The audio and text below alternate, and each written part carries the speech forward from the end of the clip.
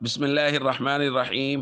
عن البراء رضي الله تعالى عنه قال: رأيت النبي صلى الله عليه وسلم والحسن بن علي على عاتقه يقول: اللهم إني أحبه فأحبه. رواہ البخاری۔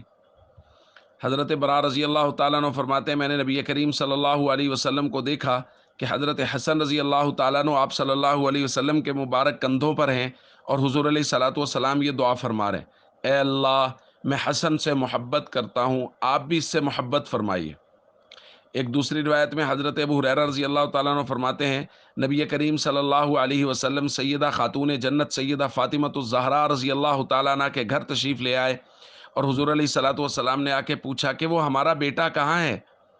حضرت حسن رضی اللہ تعالیٰ عنہ دوڑتے ہوئے تشریف لائے اور حضور علیہ الصلاۃ والسلام سے گویا لپٹ گئے، اور حضور علیہ الصلاۃ والسلام حضرت حسن سے محبت بھی فرما رہے ہیں اور ساتھ ساتھ یہ دعا فرما رہے ہیں: اللہم احببہ واحب من یحبہ۔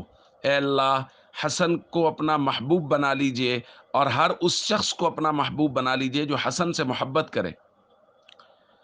دوستو، اللہ کا محبوب بننے کا آسان نسخہ یہ ہے کہ حضرت حسن رضی اللہ تعالیٰ عنہ سے ہم محبت شروع کر دیں۔ حضرت حسن رضی اللہ تعالیٰ عنہ سے جو شخص کامل محبت کرے گا، اس کے لیے اللہ کے نبی صلی اللہ علیہ وسلم کی دعا ہے کہ اللہ پاک اسے اپنا محبوب بنا لیجئے۔ لیکن یہاں مسئلہ وہی ہے کہ کیا زبان سے کہہ دینا کہ مجھے حضرت حسن سے محبت ہے یہ کافی ہے اور اس سے دعا حاصل ہو جائے گی؟ نہیں دوستو، محبت ہمیشہ یاد رکھیے گا کہ محبت اپنا اثر رکھتی ہے۔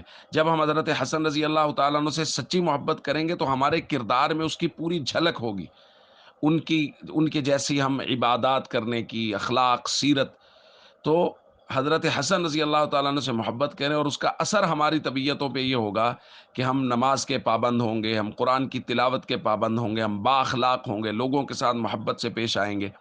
اس لیے حضرت حسن سے کامل محبت رکھیں تاکہ اللہ کے نبی صلی اللہ علیہ وسلم کی ہمیں دعا حاصل ہو اور ہم اللہ کے محبوب بن جائیں۔ السلام علیکم ورحمۃ اللہ وبرکاتہ۔